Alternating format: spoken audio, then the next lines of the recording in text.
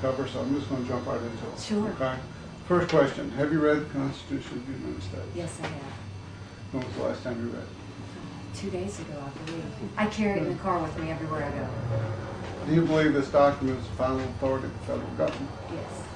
What powers and limitations do you believe it dictates? You know, I think that the Constitution, our founding fathers thought it should be families first, then communities, then state, and then federal. And I think that's been the most disappointing part of all of this, is we've watched it turn completely upside down. We need to go back to where it's about the liberty and the power of the individual, and that our founding fathers thought it should always be about states' rights. It should always be about empowering the person, and that never letting government get too much control. To follow that up, should the state refuse to implement or honor any federal laws which are contrary to the Constitution?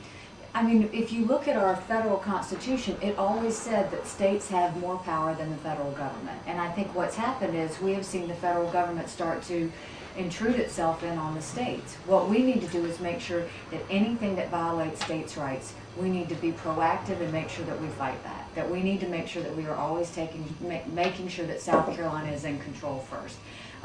A good example of that was the Brady bill when it went up before the Supreme Court. That was one of the most important things that happened, because it showed that states' rights matter and that the federal government needs to keep its limitations, and that liberty always comes first. Would you help to abolish the Federal Reserve System, or at least to make sure it's audited really? Yes.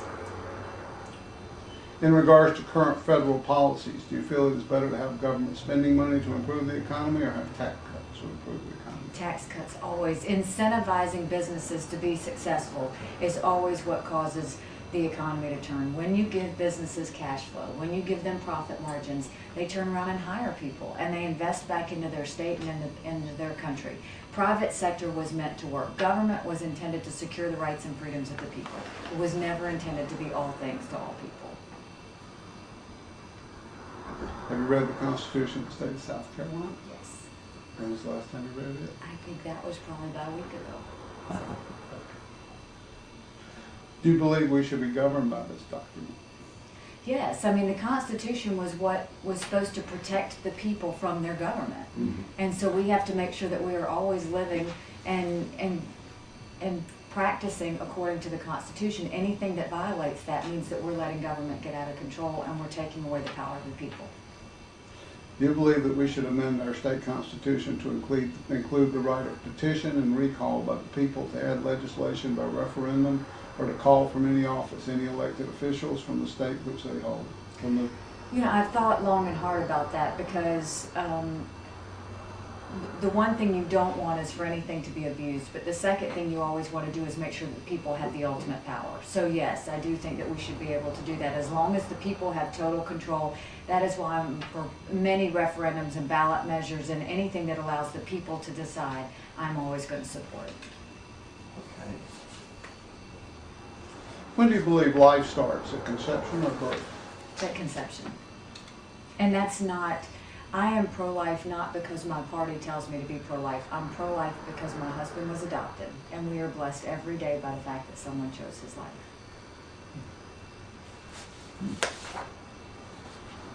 I'm flipping around between three sets of questions, so just bear with me a little bit. Are you a Christian? Yes. When and in what church were you baptized?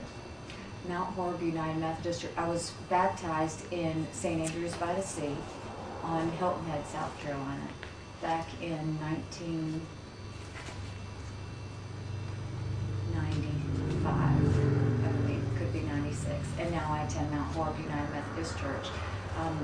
Both my children have been baptized, and they were both baptized in the same church on Hilton Head, not St. Andrews by the Sea. Switching topics, what are your views on illegal immigration?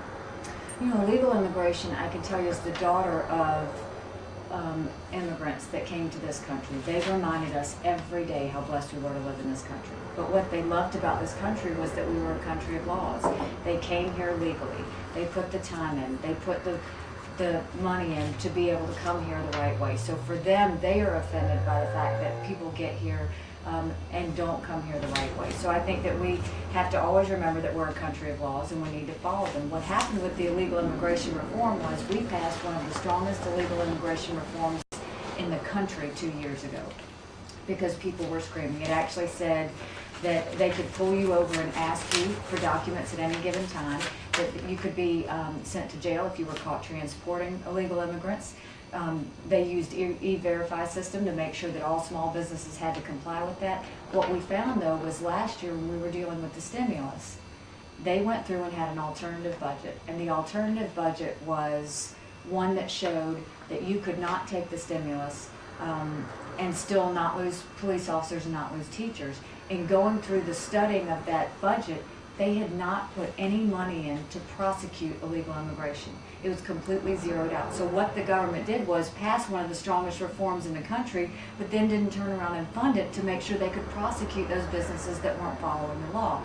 What I will do is not only make sure that that account stays funded, but that we have reports every year that show us how many businesses were in violation, how many illegal immigrants were arrested, and what was done so that we can make sure that South Carolina is moving forward on actually being strong in terms of illegal immigration and not just never looking back to see if what we passed actually worked.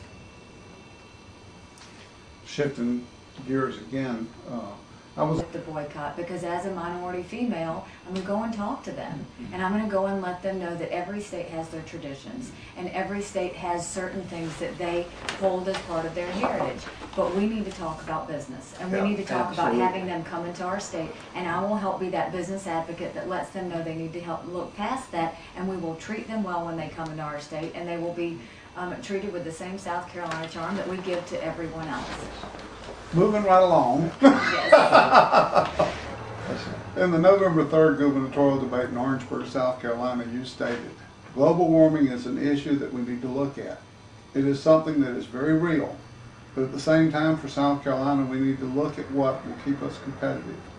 What will make sure that businesses stay in the state? Do you believe that global warming is something that is very real, and how do you determine what is real versus propaganda or fantasy? I mean, I think a lot of it is, we all agree that a lot of it is propaganda. You know, do I think some of it is real? Yes, I think some of it's real. Do I think, but at the same time, again, I'm going to go back to the fact of where are our priorities. And my priorities are very much in the fact that we need to be looking at what's going to create jobs, what's going to bring people to the state, how is our tax structure, that we need to have a state that's restructured so that it gives more power to the people. I mean, that is exactly, that's the focus of it. You know, the question in that debate in Orangeburg was, I just felt like that's not where our priorities need to be. Our priorities need to be on our economy right now. And so the answer that I gave was one out of frustration and one out of the fact that, you know, there's a lot of other things we need to be talking about. Global warming is not necessarily at the top of my list. Do you support cap and trade? No, not at all. Well, let me ask one question, because I know you have a conference coming very quickly. I went to the Tea Party Saturday, and there was a great deal of publicity, and I think rightly so. I agree with you on your transparency bill. Right.